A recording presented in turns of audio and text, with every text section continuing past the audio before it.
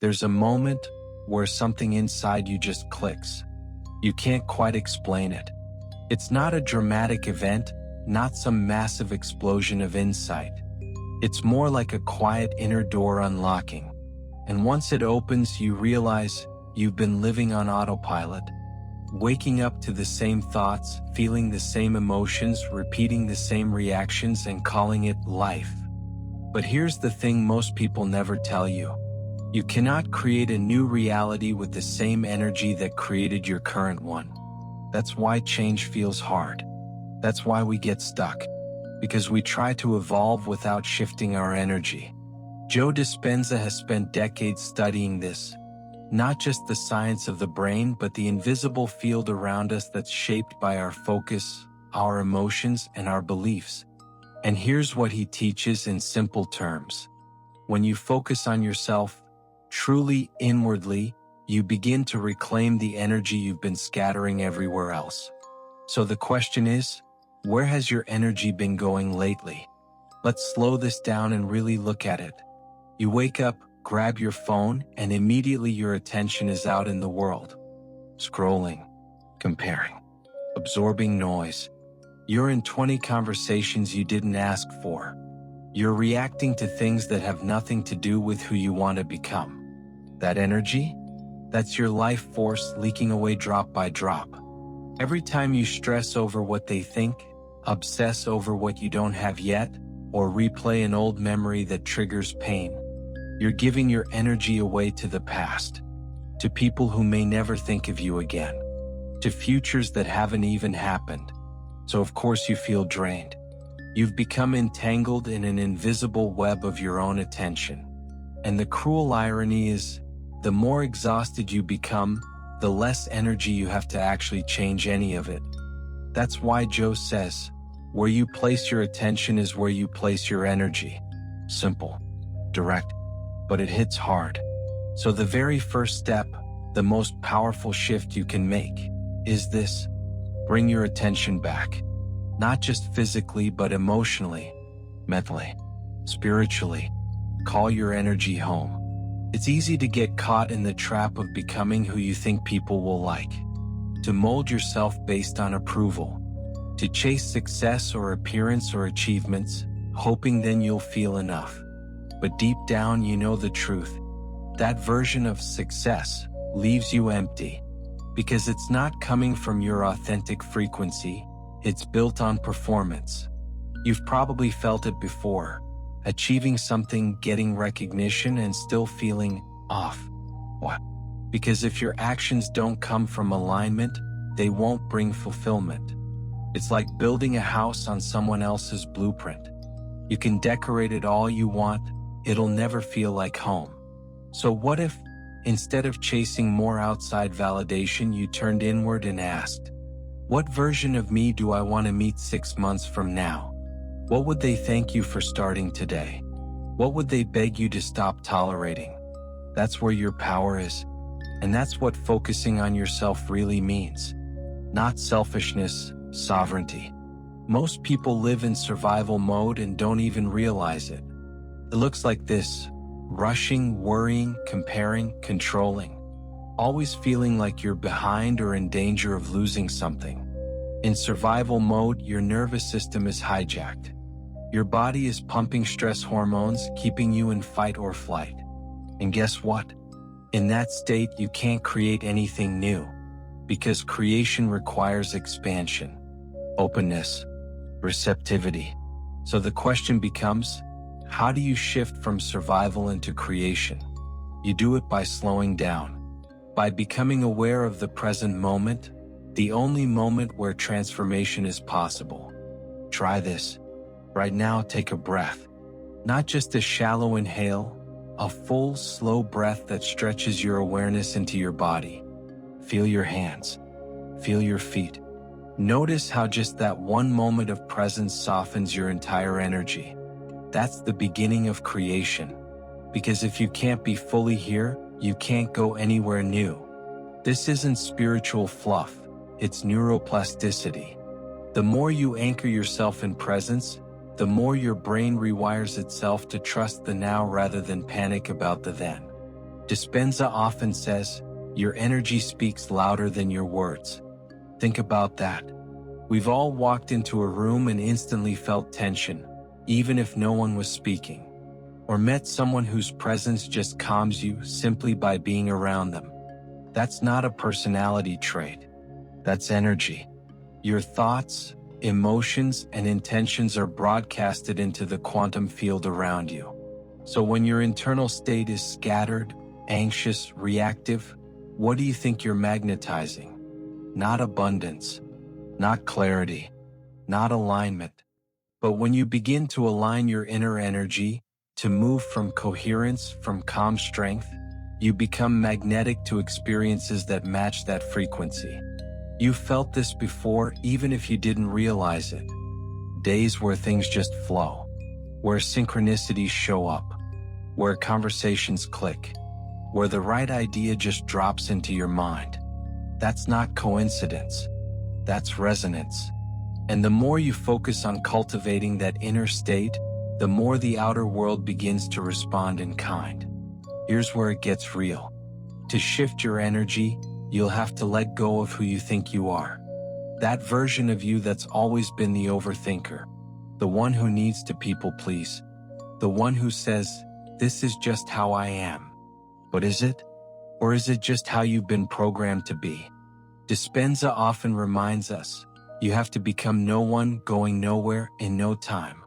What does that mean? It means releasing the past-based identity you keep dragging with you. The story of what happened, what didn't happen, what you think is possible or not. Because as long as you're living from your past, you're just reliving a script. Different settings, same character. To truly shift, you have to enter the unknown, that beautiful, terrifying, sacred space where all creation begins. Not as the old you trying to fix yourself, but as the new you emerging. If this is already resonating with you, let me know in the comments by writing, I'm shifting my energy now. It's a powerful signal to your subconscious and a way to connect with others on this journey. And if you're ready to keep going, don't forget to like, subscribe, and share this with someone you care about. We're just getting started. Have you ever asked yourself, honestly, why do I keep attracting the same kind of people, the same patterns, the same struggles, even when I know I want something different? It's not because you're broken. It's because your energy hasn't changed. You can read every book, listen to all the podcasts, say the affirmations every morning. But if your emotional body is still living in fear, shame, or unworthiness, the quantum field responds to that. Not the words you say, but the frequency you carry. Joe Dispenza puts it clearly, you have to feel elevated emotions before your external life reflects them. You have to become the future before the future arrives. That sounds wild at first, right? How can I feel abundance if my bank account is low? How can I feel love if I keep getting hurt? How can I feel free if my life is full of pressure? Here's the answer. You have to stop waiting for external conditions to change how you feel, and start changing how you feel to influence external conditions. This isn't delusion. It's quantum alignment. You're not pretending your problems don't exist. You're choosing not to keep energizing them. You're shifting from I'll believe it when I see it to I'll see it when I believe it. Imagine this, you're a radio. Every thought and emotion is tuning your frequency. If you keep tuning into the station of doubt, lack, resentment, you can't hear the music of possibility no matter how loud it's playing. So the real work? It's not in trying harder. It's in tuning better. That means waking up and deciding, intentionally, what energy you're going to carry today. Not because you feel like it, but because you're reconditioning your body to feel a new future. Start small. Before you even get out of bed, pause and ask, what do I want to feel today? Not what do I have to do or fix or chase. Just, how do I want to be? Gratitude? Presence? Calm confidence? Hold that feeling for a few minutes. Let it flood your nervous system like warm sunlight. That's not wasted time. That's you becoming the new you. The old you will fight it. It'll say, this is silly. Nothing's changing. But that voice is just a memory of the past trying to stay alive. The shift happens when you observe that voice without obeying it, Because here's the key Dispenza teaches. You are not your thoughts. You are the awareness behind them. And awareness is power. Once you can witness a thought without becoming it, you've already changed your energy. You're no longer living in a loop. You're creating from consciousness. Now here's where it gets interesting. Every time you interrupt the old program, whether it's the inner critic, the impulse to overreact, or the urge to fall back into self-pity, you reclaim energy. Think of it like this. Your body is like a battery. Each time you stay present instead of reactive, you're charging your system. You're becoming coherent, integrated, stronger. And from that place, your intentions become magnetic. So when you visualize the future you want, not with desperation but with inner alignment, you're not just daydreaming. You're broadcasting a new signal into the field. You're creating a gravitational pull that draws experiences toward you. And here's what's beautiful. You don't have to figure out how it'll happen. That's where most people get stuck. They dream big, then shrink it down to fit their current logic. But creation isn't logical, it's energetic. Your job isn't to micromanage the universe. It's to stay aligned with the version of you that already has what you desire. So ask yourself, how would that version of me walk into a room? How would they speak to themselves? What would they no longer tolerate? When you move through life with that energy, not faking it but becoming it, life begins to mirror it back to you. The relationships change. The opportunities shift. The ideas appear. Why? Because your frequency now matches what you once chased. This is why focusing on yourself isn't selfish. It's essential. Because you are the origin point of everything you create. If your energy is scattered, your life will feel chaotic. But if your energy is clear, grounded, and intentional, your external world becomes a reflection of that. It won't happen overnight. This isn't about perfection. It's about consistency. Every time you choose alignment over reaction, presence over autopilot, intention over habit, you're shifting timelines. You're telling the quantum field, I'm ready to live in a new story. And the field always listens. But it waits for you to go first. You don't have to be fearless. You just have to be willing. Willing to sit in discomfort without numbing. Willing to practice stillness when you'd rather escape. Willing to believe in a future you can't yet see, but can feel. Because that feeling is the seed. And if you nurture it, if you water it with your attention, your faith, your embodiment, it will grow. It must. Because that's how energy works. So ask yourself now gently, what am I ready to stop feeding with my focus? And what am I ready to begin creating from within? This isn't about becoming someone else. It's about remembering who you already are, beneath the noise, the trauma, the conditioning. And if that remembering has already begun, let it continue. You're not late. You're not broken. You're not behind.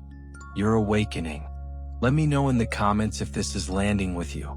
And if you're ready to go even deeper, stick around. The final part of this journey will connect everything.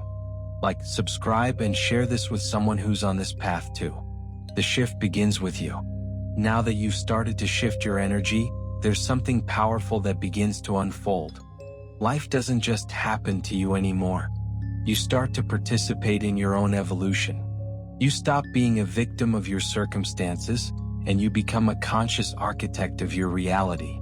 But here's what most people don't realize. The moment you decide to change, that's when the resistance begins. Not because you're doing something wrong, but because you're interrupting the old identity that your nervous system was trained to protect. That's why the people closest to you might act differently.